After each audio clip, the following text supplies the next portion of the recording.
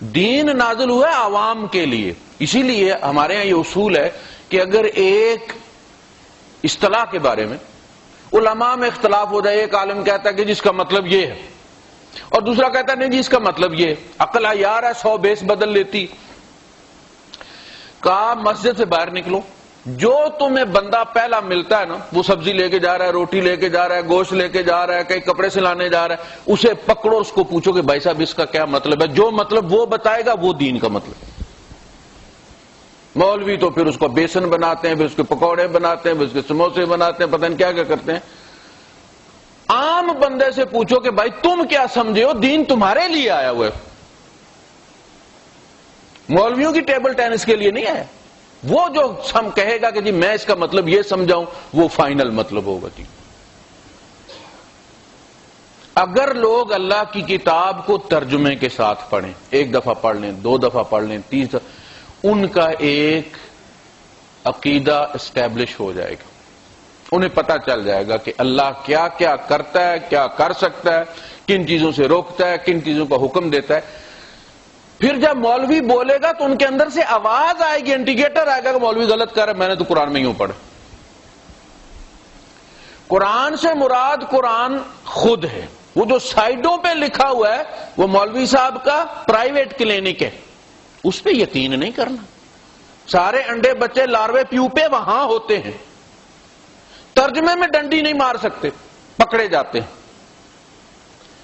ترجمہ پڑھنا ہے. جب آپ ترجمہ پڑھ لیں گے تو آپ کو پتہ چل جائے گا کہ حق کیا ہے اور باطل کیا ہے.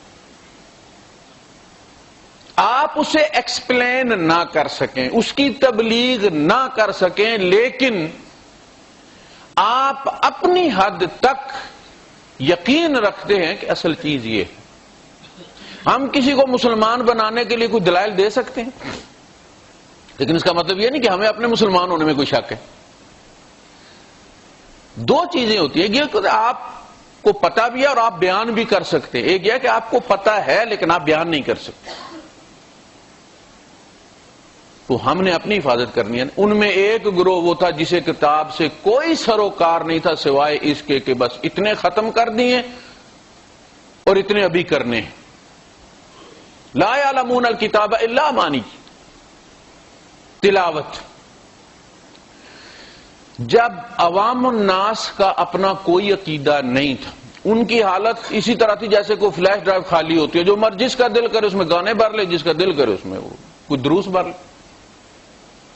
تو دوسرے گروہ نے کیا کیا؟ پھر علماء نے کیا کیا؟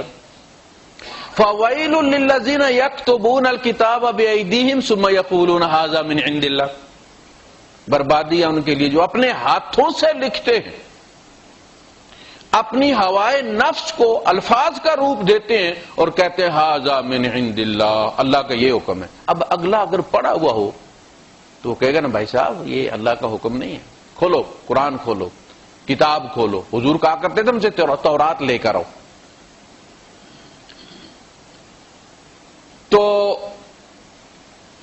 انہوں نے پھر کہنا جی یہ اللہ کی طرف سے. اب جس نے پڑھی ہوئی نہیں اللہ کی کتاب ترجمے کے ساتھ، اسے کیا پتا ہوگا کہ یہ ہے یا نہیں. ہندوؤں میں سوائے ان کے برہمن کے ان کی کتاب کو کوئی نہیں پڑھ سکتا تھا، سزا تھی. ان میں وہ چھپا رہا. اب آ کے وہ جب باہر نکلا ہے تو ان کے اندر ڈھیر سارے اچھیسٹ ہو گئے، ملحد. تو عوام الناس کو یہ کتاب دی گئی ہے، یہ للناس سے ہے، یہ لوگوں کے لیے نازل کی گئی ہے.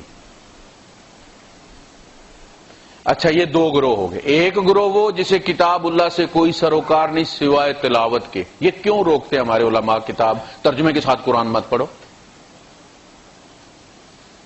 عقیدہ بنانے کے لیے، سمجھانے کے لیے. یہ اونٹ چرانے والوں کے لیے نازل ہوا ہے، بکریاں چرانے والوں کے لیے نازل ہوا ہے. پروفیسر ایم اے پی ایچ ڈی کوئی نہیں تھے مکے مدینے میں کہ ان کے لیے نازل ہوا ہے کہ 14 اور 17 علوم سیکھ کے آؤ پھر قرآن سمجھ لگے گا. یہ تو اونٹ چرانے والوں کے لیے نازل ہوا. عقیدہ بنانے میں اس نے گھروں میں جا کے انسان کی اپنی ذات کے اندر سے، اس کے اپنے اختیارات سے مثالیں دی ہیں، مکڑیوں اور مچھروں اور گدوں کی مثالیں دی، روزمرہ کے معاملات میں مثالیں دی. دیکھو ضرب لکم مثلا رجلا فیہ شرکاء متشاکسون، اللہ تمہیں بیان کرتا ہے مثال ایک ایسے آدمی کی کہ جس کے پارٹنر ہے بہت سارے اسے خریدنے میں. ایک تو ہوتا نا ایک بندہ ایک غلام خرید لیتا ہے، دوسرا بندے وہ ہوتا ہے کہ ایک کے پاس پیسے نہیں ہوتے، وہ کہتے ہیں یار تھوڑے تھوڑے پیسے ڈالتے ہیں ہم 2-3 بندے تو ایک غلام خرید لیتے ہیں، تیرا بھی کام کر دے گا میرا بھی کام کر دیا کرے گا، ٹھیک ہے. پیسے ڈال کے یوں بھی کرتے تھے. اچھا اس غلام کی آزادی کا بھی مسئلہ ہوتا تھا کہ ایک کسی نے خوف خدا سے اگر اس کو آزاد کر بھی دیا تو بقیہ 2 کا کیا ہوگا. اسلام نے کہا کہ اگر ان میں سے ایک پارٹنر اس کو آزاد کر دیتا ہے تو آزاد تصور ہوگا اور دوسروں کو پیسے دے گا، مکاتبت ہوگی، کمائی کر کے جتنے پیسے ان کے بنتے ان کو پیسے دے گا اور آزادی حاصل کرے گا. وہ دونوں اس کو اب غلام نہیں رکھ سکتے، یا باقی 4 ہیں تو 4 اس کو غلام نہیں رکھ سکتے. مثال دی فیہ شرکاء متشاکسون، اس میں کوآپریٹو قسم کے پارٹنر نہیں تھے کہ ایک نے کہا اچھا یار تو پہلے کرا لے بعد میں کرا لوں. وہ متشاکسون سارے 1.25 کلو والے تھے. ایک کہتا تھا بھائی پیسے دونوں کے برابر ہے نا، میرا پہلے کام کرے گا تیرا کیوں کرے. وہ کہتا جی میرا پہلے کرے گا. ایک کہتا ہے ادھر آؤ پانی لا، دوسرا کہتا ہے ادھر اونٹ لے جا. آپ بتائیں وہ کیا کرے گا؟ بندہ ایک ہے، آرڈر دینے والے 4 ہیں اور چاروں نے برابر پیسے لگائے ہوئے ہیں. جس کی بھی نہیں مانتا وہ اس کو پھینٹی لگاتا. ایک بندہ ایک کی مانے گا تو 3 سے پھینٹی کھائے گا نا. اللہ نے فرمایا وہ بندہ سوکھا رہے گا، وہ غلام سوکھا رہے گا، یا جو ایک ہی بندے کا غلام ہے وہ سوکھا رہے گا.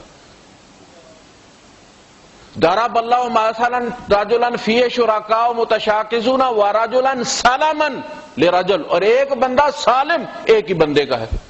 جو بھی آرڈر دے گا ایک ہی بندہ دے گا نا، تو ایک بندہ ایک ہی بات کام کر دے گا.